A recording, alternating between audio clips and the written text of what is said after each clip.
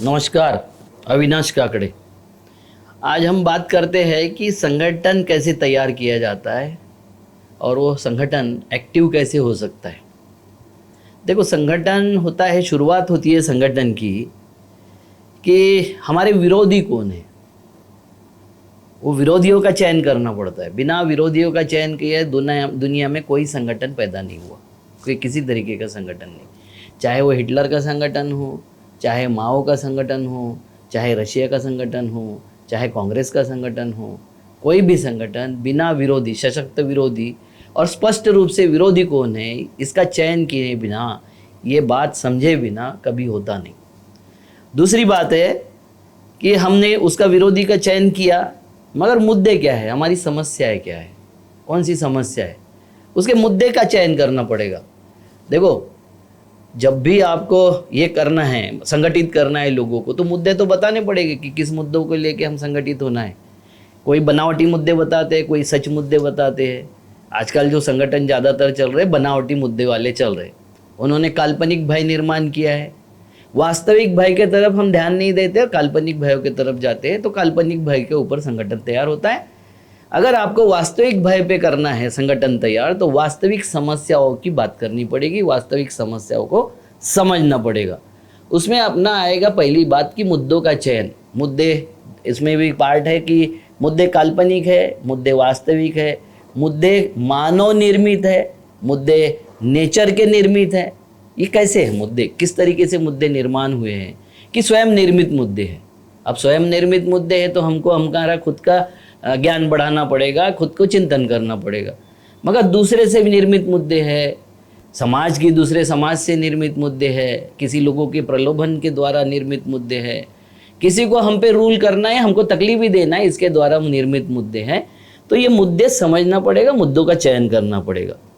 उसको लिए क्या करना पड़ेगा, जब हमको समझ में आ जाए, जिसको नेतृत्व करना है उसको ये अगर समझ में आ जाए, तो फिर उनका प्रबोधन करना पड़ेगा। लोगों का प्रबोधन करना जरूरी है। कैसे प्रबोधन करोगे, तो प्रबोधनों के माध्यम है print media, social media, live media, ये सारे प्रबोधन के माध्यम है। और न्यूज़पेपर, भजन, कीर्तन, दौंडी, मेलावे जो जो होते हैं, मीटिंग, सभा, और उसके बाद में हो गए जैसे कॉर्नर मीटिंग, छोटी छोटी बैठकें, चर्चा और पर्चा, ऐसे ये अलग अलग ये है जिससे आप प्रबोधन कर सकते हो।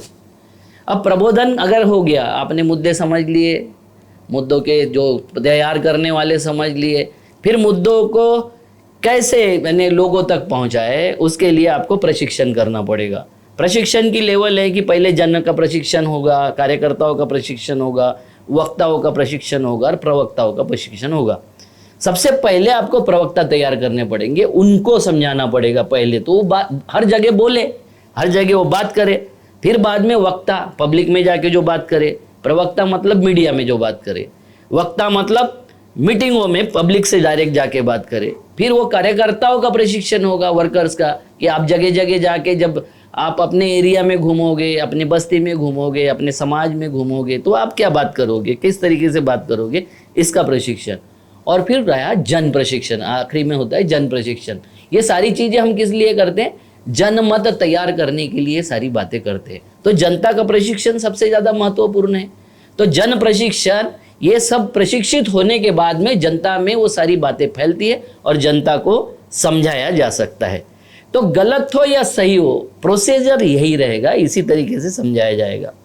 उसके बाद में क्या करेंगे, संगठन बनाएंगे। अब लोगों को मुद्दा समझ गया, उस स्तर पर हर स्तर के लोगों को मुद्दा समझ गया, तो ये जो पहला प्रोविजनल संगठन है, प्रोविजनल तरीके से आपने समझाया, आपको समझ में आ गया कि इसको समझ रहा है, इसको समझ रहा है, ये ढंग से समझा सकता है, ये प्रेस में बोल सकता है, ये वक्ता अच्छा है, ये लोगों को इकट्ठा अच्छा कर सकता है, ये आपको समझ में आ गया, तो फिर संगठन बनाने की बात होती है।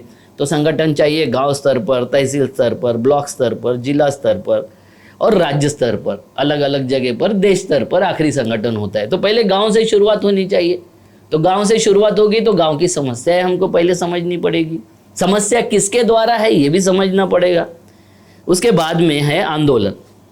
हर एक जो पहले इकट्ठा हो जाते हैं, समस्या समझ लेते और आंदोलन शुरू कर देते, उससे समस्या हल नहीं होती। देखो, कितने भी आंदोलन करने वाले संगठन हैं, उनका कभी राज नहीं आया।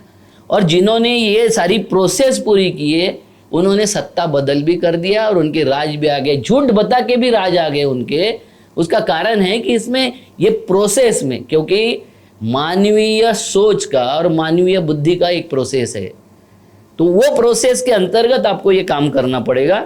तो पहले जो आंदोलन है वो संवैधानिक तरीके के होने चाहिए, क्योंकि आप अगर असंवैधानिक आंदोलन तोड़फोड़ वाले करोगे तुरंत लाठीचार्ज होगा तो टीयर गैस छोड़ा जाएगा, गोलियां चलाई जाएगी, आपका आंदोलन तितर बितर हो जाएगा। आपका देश बुद्ध और गांधी का देश है, जहां आंदोलन शांतिपूर्ण कैसे किए जाते हैं ये सारी दुनिया को हमने दिखा दिया है। तो ये आंदोलनों में क्या होगा, शांतिपूर्ण आंदोलनों में धरना होगा, प्रदर्शन होगा, जागृति होगी, विद्यार्थियों के प्रति समझाना और उनके विद्यार्थियों का आंदोलन होगा, एक चर्चा आंदोलन भी होगा, वाद विवाद स्पर्धा भी होगा, भाषण स्पर्धा भी होगी, और आपको सामने वाला जो है, जो अपना शत्रु है, उसके ऊपर दो तरीके से अटैक करना पड़ेगा। एक तो वोटर वाला अटैक, वोट वाला अटैक करना पड़ेगा, और दूसरा उसके चरित्र वाली बात समझना पड़ेगा।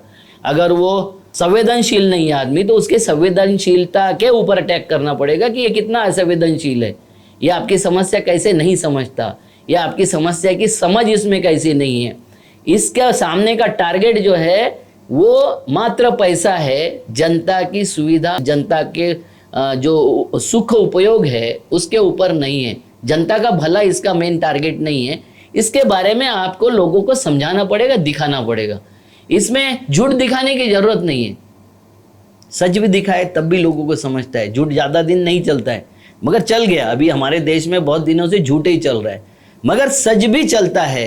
एक व्यक्ति, समझो मिनिस्टर जा रहा है, उसके सामने दो बूढ़े लोग खड़े हैं और वो उसके तरफ ध्यान दिए बिना निकल गया, वो अगर वीडियो वायरल हो गया तो उसको माफ़ी मांगना पड़ता है। ऐसे कई बार कई मंत्रियों ने माफ़ी मांगा है और फिर उसके बाद में ठीक हुआ है, मामला ठीक हुआ है।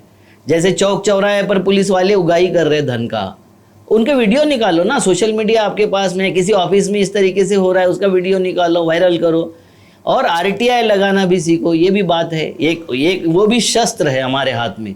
तो हमारे आंदोलनों में RTI आंदोलन भी एक अच्छा आंदोलन हो सकता है, और उस आंदोलन के द्वारा हम सामने वाले को बिल्कुल नेकेड कर सकते हैं, उसको समझा सकते हैं कि भैया ये कितना गलत आदमी है, उसके ऊपर एक्शन भी हो सकती है। तो ये सब बातें हैं। उसके बाद में उनके प्राथमिक कर्तव्यों की समझ रखना, हमको उनके प्राथमिक कर्तव्यों के साथ में उनके हक के अधिकार की भी समझ रखना जरूरी है। वो जब समझ में आ जाए, ये सारा प्रशिक्षण आपका हो जाए, तो ऐसा कोई अधिकारी नहीं है, ऐसा कोई संवैधानिक पोस्ट नहीं है जिसको आपकी जवाबदेही है जनता के प्रति और उसको जवाब देना पड़ेगा। नमस्कार।